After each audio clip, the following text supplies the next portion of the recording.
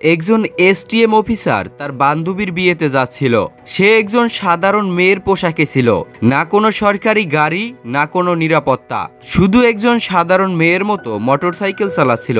যখন সে হাসনাবাদ শহরের কাছাকাছি পৌঁছালো, তখন সামনে একটি পুলিশ চৌকি চোখে পড়ল। ৩-৪ জন পুলিশ কর্মী চৌকির বাইরে রাস্তায় দাঁড়িয়েছিল, আর মাঝখানে ইন্সপেক্টর প্রসেনজিৎ ইউনিফর্ম পরে দাঁড়িয়েছিল। সেই মেয়েটিকে হাতে লাঠির ইশারায় থামতে বলল। মেয়েটি মোটরসাইকেলটি রাস্তা থেকে নামিয়ে এক পাশে দাঁড় করিয়ে দিল। ইন্সপেক্টর কড়া গলায় জিজ্ঞাসা করলো, কোথায় যাচ্ছ? মেয়েটি খুব শান্তভাবে উত্তর দিল, বান্ধবীর বিয়ে আছে, সেখানে যাচ্ছি। ইন্সপেক্টর প্রসেনজিৎ তাকে মাথা থেকে পা পর্যন্ত দেখলো। মেয়েটি ছিল 28 বছর বয়সী একজন সুন্দরী মহিলা, যার নাম ছিল বর্ণালী সিং। তারপর হাসতে হাসতে বলল, আচ্ছা, বান্ধবীর বিয়েতে খাওয়া দাওয়া করতে যাচ্ছ, কিন্তু হেলমেট তোমার বাপ পরবে, কেন পরনি? আর এই মোটরসাইকেলটাও খুব জোরে চালাচ্ছিলে, চলো এখন চালান দিতে হবে। ইন্সপেক্টর প্রসেনজিৎ চালানের প্যাড বের করতে করতে বলল। বর্ণালী বুঝে গিয়েছিল যে তার নিয়ত খারাপ হয়ে গেছে এবং এটা একটা সুতো। সে বলল, স্যার, আমি কোনো আইন ভঙ্গ করিনি। ও ম্যাডাম, আমাদের আইন শেখানোর চেষ্টা করো না। সে পাশে দাঁড়ানো একজন কনস্টেবলের দিকে তাকালো এবং তারপর বর্ণালীর দিকে তাকিয়ে বলল, একে শিক্ষা দিতে হবে। হঠাৎ ইন্সপেক্টর জোরে একটা চর মারলো বর্ণালীর গালে। খুব প্রশ্ন করছিস? পুলিশ যখন কিছু বলে তখন চুপচাপ মেনে নেওয়া উচিত। বর্ণালীর মাথা এক মুহূর্তের জন্য ঘুরে গেল, কিন্তু সে নিজেকে সামলে নিল। তার চোখ রাগ স্পষ্ট ফুটে উঠেছিল। চৌকির ইনচার্জ ইন্সপেক্টর হাসতে হাসতে বলল, এখনো এর মধ্যে অহংকার বাকি আছে। এমন কতজনকে ঠিক করে দিয়েছি, ভালোভাবে শেখাতে হবে একে। একজন কনস্টেবল এগিয়ে এলো এবং বলল, স্যার, এটা থানায় নিয়ে চলুন, সেখানে ঠিক করে সেবা করব, তখন বুঝবে পুলিশের সঙ্গে কিভাবে কথা বলতে হয়। একজন কনস্টেবল বর্ণালীর বাহু ধরে টেনে বলল, চল, গাড়িতে বস। বর্ণালী ঝটকা দিয়ে হাত ছাড়িয়ে রাগী গলায় বলল, হাত লাগানোর চেষ্টা করো না, নয়তো পরিণতি ভালো হবে না। ইন্সপেক্টরের রাগ আরো বেড়ে গেল। সে একজন কনস্টেবলকে বলল, এর অহংকার দেখো। একজন কনস্টেবল এগিয়ে এসে বর্ণালী সেনের চুল টেনে ধরলো এবং জোর করে টেনে নিয়ে যাওয়ার চেষ্টা করলো। বর্ণালী ব্যথায় কুকিয়ে উঠল, কিন্তু তখনও পর্যন্ত সে নিজের পরিচয় কিছুই বলেনি। সে দেখতে চাইছিল এরা আর কতটা নিচে নামতে পারে। তখন একজন পুলিশ রাগে তার মোটরসাইকেলটাকে লাঠি দিয়ে মারলো এবং বর্বর করে বলল, বড় সাধু সাজছে, এখন তোরে খেলনা বানিয়ে খেলবো। বর্ণালী সিং ভালোভাবে বুঝে গিয়েছে যে এরা তার সঙ্গে কি করতে চলছে, এরা কতটা নিচে নামতে পারে। ইন্সপেক্টরের চোখে রাগ ছিল। সে জোরে চিৎকার করে বলল, তোর মতো অনেক বুদ্ধিমান দেখেছি, পুলিশের সঙ্গে বাড়াবাড়ি করবে, আজ মজা দেখাবো, চলো ওকে থানায় নিয়ে যাও, সেখানে বোঝাবো। এই সময় বর্ণালী সিংও তখন চুপ ছিল। সে তার পরিচয় প্রকাশ করার কোনো ইচ্ছা দেখায়নি। সে দেখতে চাইছিল এরা প্রশাসনকে কতটা বদনাম করতে পারে, এরা কতটা অত্যাচার করতে পারে। ইন্সপেক্টর প্রসেনজিৎ এখন বিরক্ত হয়ে গিয়েছিল। তার সামনে এমন একজন মহিলা দাঁড়িয়েছিল যার নরম সুন্দর গালে চর পড়েছিল, যার চুল টেনে ধরা হয়েছিল, যাকে জোর করে বাহু ধরে রাস্তায় টেনে নিয়ে যাওয়া হয়েছিল, কিন্তু সে তখনও মূর্তির মতো নীরবে দাঁড়িয়েছিল। না কোনো চিৎকার, না কোনো কান্না। ইন্সপেক্টর প্রসেনজিৎ ভেবেছিল থানায় বলে চিন্তা করবে এই জেদি মহিলার কি চিকিৎসা করা যায়। এটা কেবল রাগ ছিল না, এটা এমন এক রাগ ছিল যা ভেতরে ভেতরে ফুটছিল। চৌকির ইনচার্জ ইন্সপেক্টর হাসতে হাসতে বলল, ও এখন জিপ চলতে শুরু করেছে, চলো থানায়, দেখবে কত বড় জিপ চলে তোর। থানায় ঢুকতেই ইন্সপেক্টর জোরে চিৎকার করে বলল, ওরে কোথায় গেলি, চা পানি লাগা তাড়াতাড়ি, আজ একটা বিশেষ মানুষ এসেছে। বর্ণালী সিং তখনও কিছু না বলে থানার দেওয়াল দেখছিল। সে দেখছিল কিভাবে এরা সেই নিরীহ মানুষদের সঙ্গে আচরণ করে যারা কখনো কাঁধ তুলে দাঁড়াতে পারে না। তখন একজন কনস্টেবল ইন্সপেক্টর প্রসেনজিতের দিকে ঝুঁকে ফিসফিস করে বলল, কি কেস স্যার? কনস্টেবলের প্রশ্নে ইন্সপেক্টর প্রসেনজিৎ এসে বলল, আরে কিছুই না, স্পিড বা হেলমেট যা মন চায় চাপিয়ে দাও, শুধু ভেতরে ঢুকিয়ে এর অহংকার ভাঙতে হবে, বেশি প্রশ্ন করিস না। বর্ণালী সব শুনছিল, কিন্তু তার চোখে তখনও কিছু বলতে চাইছিল না, যেন সে চাইছিল পুলিশের এই পতনের গল্প তাদের নিজের মুখ থেকে বেরিয়ে আসুক। তখন ইন্সপেক্টর চেয়ারে বসলো, হাতে কলম নিয়ে টেবিলে ঘোরাতে লাগলো। তারপর বর্ণালীর দিকে তাকিয়ে বলল, নাম বল, কোথায় থাকিস, কার ঘরের মেয়ে? বর্ণালী চুপ রইল।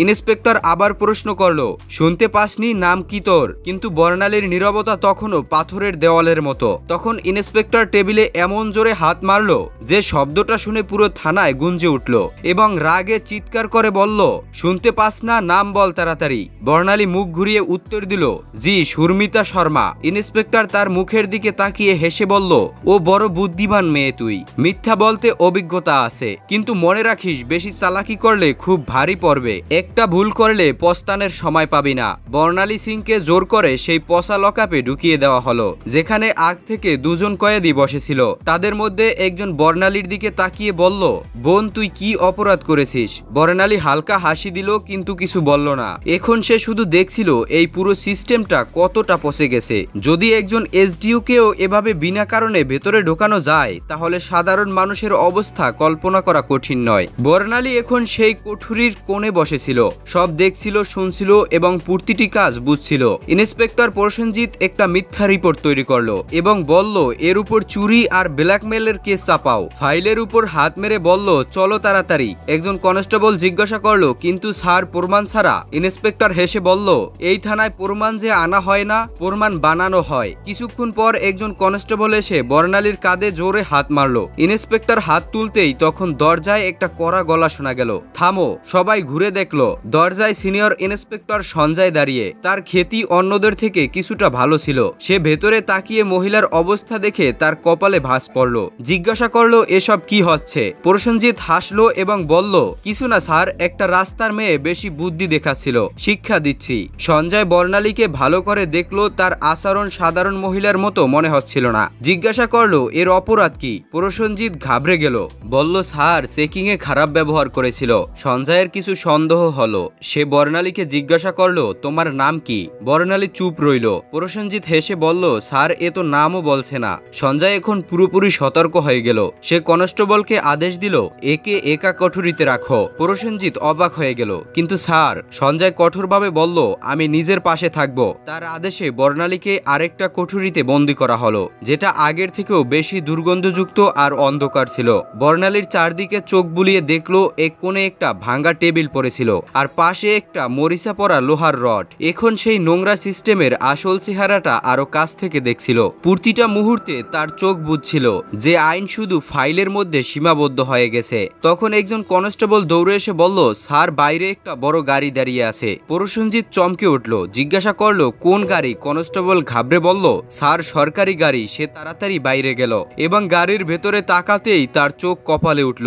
সে হড়বড় করে ফিরে এসে ধীর গলায় বলল, স্যার। প্রসেনজিৎ বিরক্ত হয়ে বলল, কি হলো, কে আসছে? কনস্টেবল কাঁপতে কাঁপতে বলল, স্যার কমিশনার সাহেব এসেছেন। প্রসেনজিতের মুখ ফ্যাকাশে হয়ে গেল। সিনিয়র ইন্সপেক্টর সঞ্জয় বর্মাও সতর্ক হয়ে গেল, কারণ এখন বিষয়টা সরাসরি উপরে পৌঁছে গিয়েছিল। কমিশনার সাহেব থানায় পা রাখলেন এবং তার চোখে স্পষ্ট রাগ দেখা যাচ্ছিল। তিনি প্রসেনজিতের দিকে তাকিয়ে কড়া গলায় জিজ্ঞাসা করলেন, ইন্সপেক্টর প্রসেনজিৎ, এখানে কি তামাশা চলছে? প্রসেনজিৎ ঘাবড়ে বলল, কিছুই না স্যার, শুধু একটা ছোট কেস। কমিশনার সাহেব টেবিল থেকে ফাইল তুলে নিয়ে মনোযোগ দিয়ে পড়লেন। তার কপালে ভাঁজ পড়ল। তারপর তিনি কোঠরিতে উকি দিয়ে বললেন, স্যার এই মহিলার বিরুদ্ধে চুরি আর প্রতারণার কেস আছে। কমিশনার সাহেব জিজ্ঞাসা করলেন, তোমার কাছে প্রমাণ আছে? তিনি আবার বললেন, কোনো প্রমাণ আছে তোমার কাছে? এখন প্রসেনজিৎ পুরোপুরি ফেঁসে গিয়েছিল। কমিশনার সাহেব মহিলার দিকে সরাসরি প্রশ্ন করলেন, তোমার নাম কি? এবং প্রথমবারের মতো বর্ণালী সিং হালকা হাসি দিয়ে বলল, এসডিও বর্ণালী সিং। পুরো থানায় নীরবতা ছড়িয়ে পড়ল। সবার মুখ ফ্যাকাশ হয়ে গেল। প্রসেনজিতের হাত পা কাঁপতে লাগলো। বাকি সব কনস্টেবল অবাক হয়ে দাঁড়িয়ে পড়ল। প্রসেনজিতের পায়ের নিচ থেকে মাটি সরে গেল। যে অফিসারকে সে চোর মনে করেছিল, সেই ছিল সেই অফিসার যিনি পুরো জেলার আইন চালাচ্ছিলেন। আসলে সে কোনো সাধারণ মহিলা ছিল না, সে ছিল স্বয়ং এসডিও বর্ণালী সিং, যাকে রাস্তায় টেনে নিয়ে যাওয়া হয়েছিল, চুল ধরে টানা হয়েছিল, চর মারা হয়েছিল। এই কথা সবার সামনে আসতেই পুরো থানায় হট্টগোল শুরু হয়ে গেল। সব কনস্টেবল স্তব্ধ হয়ে গেল। কমিশনার সাহেব তীক্ষ্ণ দৃষ্টিতে ইন্সপেক্টর প্রসেনজিতের দিকে তাকিয়ে রাগে বললেন, প্রসেনজিৎ, তোর এত সাহস কিভাবে হলো যে তুই একজন সিনিয়র অফিসারের উপর মিথ্যা অভিযোগ চাপিয়ে দিলি? প্রসেনজিৎ কিছু বলার চেষ্টা করেছিল। তখন সেখানে দাঁড়ানো সিনিয়র ইন্সপেক্টর সঞ্জয় বর্মা জোরে বললেন, স্যার আমি তো আগেই বলেছিলাম কিছু গোলমাল আছে। এখন প্রসেনজিৎ পুরোপুরি একা পড়ে গিয়েছিল। তখনও বর্ণালী সিং শান্ত কিন্তু কঠোর কণ্ঠে প্রথমবার সরাসরি রায় ঘোষণা করলেন এবং বললেন, প্রসেনজিৎ, এবার তোর চাকরি গেছে, তোর সাসপেন্ড পাকা আর তোর বিরুদ্ধে এখন মামলা চলবে। এটা শুনে প্রসেনজিতের যেন শ্বাস আটকে গেল। বাকি পুলিশরা তার থেকে মুখ ফিরিয়ে নিল। সঞ্জয় বর্মার সঙ্গে সঙ্গে ডাক দিলেন, হাবিলদার সাহেব, এটাকে ধরে লকআপে ঢুকাও। কিন্তু তখন প্রসেনজিৎ পকেট থেকে একটা ভাঁজ করা কাগজ বের করে হাসতে হাসতে বলল, থামো ম্যাডাম, এটা আগে দেখে নাও, তারপর যা করার করো। সে কাগজটা দেখলো কমিশনার এবং বর্ণালী সিং দুজনেই তৎক্ষণাৎ তার দিকে তাকালেন। প্রসেনজিৎ বলল, এই নাও আমার বদলির আদেশ। 3 দিন আগেই আমার বদলি হয়ে গেছে। এখন তুমি যতই রাগ করো আমাকে চাকরি থেকে বের করতে পারবে না। পুরো থানা আবার নীরব হয়ে গেল। বর্ণালী কাগজটা হাতে নিয়ে পড়লেন। কমিশনার চোখ তির্যক করে সিনিয়র ইন্সপেক্টর সঞ্জয় বর্মার দিকে তাকিয়ে বললেন, যাও দেখো এই কাগজটা আসল নাকি শুধু দেখানোর জন্য।